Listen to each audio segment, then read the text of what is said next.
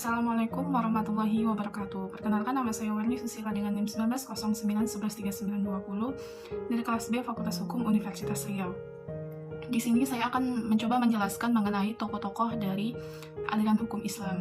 Yang pertama itu ada Al-Kindi, yang kedua ada Al-Farabi, dan yang ketiga ada Ibnu Sina. Untuk yang pertama yaitu Al-Kindi pada tahun 796 sampai 873 Masehi. Beliau lahir di Kufa atau sekarang disebut Irak, wafat pada tahun 873 Masehi. Nama lengkap beliau adalah Abu Yusuf Yakub Ibnu Ishaq Ibnu Al-Sahaba Ibnu Imran Ibnu Muhammad Ibnu Al-Asy'as Ibnu Qais Ibnu Al-Kindi.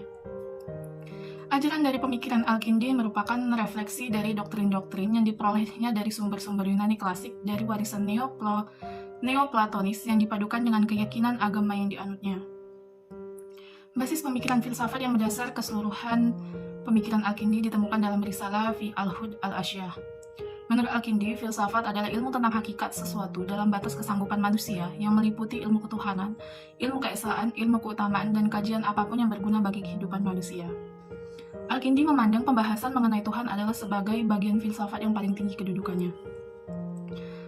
Adapun karakter filsafatan dari beliau ini, beliau mendapat julukan sebagai filosof Arab karena dia satu-satunya filosof Muslim keturunan Arab asli yang bermoyang pada Yakub Ibnu Khotan. Ibnu Nadim mengatakan bahwa Al-Kindi ini telah merilis 260 judul karya seperti filsafat, logika, kosmologi. Kontribusi terbesar dari Al-Kindi adalah terbukanya pintu-pintu filsafat bagi para ilmuwan Muslim. Lalu yang kedua, ada Al-Farabi pada tahun 870 sampai 950 Masehi. Nama lengkap beliau adalah Abu Nasr Muhammad Ibnu Tarhan Ibnu Ulzalak, lahir di Otrar atau Uzbekistan dan wafat pada tahun 1950 Masehi. Ajaran dari beliau adalah filsafat yang terkenal adalah teori emanasi atau pancaran. Filsafatnya mengatakan bahwa yang banyak ini timbul dari yang satu. Menurut Al-Farabi, alam terjadi dengan cara emanasi atau pancaran dari Tuhan yang berubah menjadi satu maujud. Perubahan itu mulai dari akal pertama sampai akal ke-10. Kemudian dari akal ke-10 muncullah berupa bumi serta roh-roh dan materi pertama yang menjadi dasar dari 4 unsur, yaitu api, udara, tanah, dan air. Al-Farabi adalah filosof yang pertama memperkenalkan tentang wajib al-wujud dan mukmin al-wujud. Ia pula yang mempersembahkan sebuah metode argumentasi efektual yang ketuhanan. Karya kefilsafatan Al-Farabi ini dapat dikelompokkan dalam beberapa bagian. Yang pertama itu ada logika, fisika, metafisika, politik, astrologi, musik, dan beberapa risalah yang berisikan tentang sanggahan atau tanggapan atas pemikiran filosof tertentu. Selanjutnya ada tokoh filsuf yaitu Ibnu Sina pada tahun 980 sampai 1037 Masehi.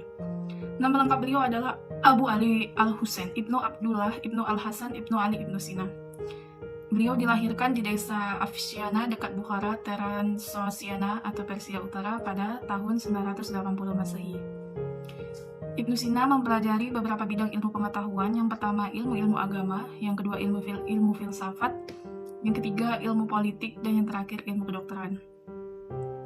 Ajaran dari Ibnu Sina ini, beliau membagi manusia ke dalam 4 kelompok, yaitu mereka yang kecakapan teoritisnya telah mencapai tingkat penyempurnaan yang sedemikian rupa sehingga mereka tidak lagi membutuhkan guru sebangsa manusia, sedangkan kecakapan praktisnya telah mencapai suatu puncak yang sedemikian rupa sehingga berkat kecakapan imajinatif mereka yang tajam, mereka mengambil sebagian besar secara langsung pengetahuan tentang peristiwa-peristiwa masa kini yang akan datang.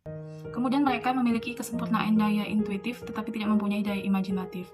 Lalu orang yang daya teoritisnya sempurna tetapi tidak praktis, terakhir adalah orang yang mengungguli sesamanya hanya dalam ketajaman daya praktis mereka. Adapun karya kefilsafatan dari Ibnu Sina ini, pada usia 20 tahun dia telah menghasilkan karya-karya cemerlang sejumlah 267 karangan. Di antaranya yang pertama itu ada Al-Shifa atau disebut penyembuhan. Terdiri dari 18 jilid mengenai fisika, metafisika, dan matematika. Lalu yang kedua itu ada Al-Najah atau penyelamat. Yang ketiga itu ada Al-Isyarah wa Al-Tanbibah, yaitu isyarat dengan peringatan mengenai logika dan hikmah. Yang keempat itu ada Al-Qanun fi Al-Tib. Yang kelima ada Al-Hikmah Al-Rudiyah. Yang keenam Hidayah Al-Rais li Al-Amir. Selanjutnya Risalah Fa'al Kalam ala Al-Nafs Al-Natiyah. Dan yang terakhir itu ada Al-Mantiq Al-Masyrikiyin.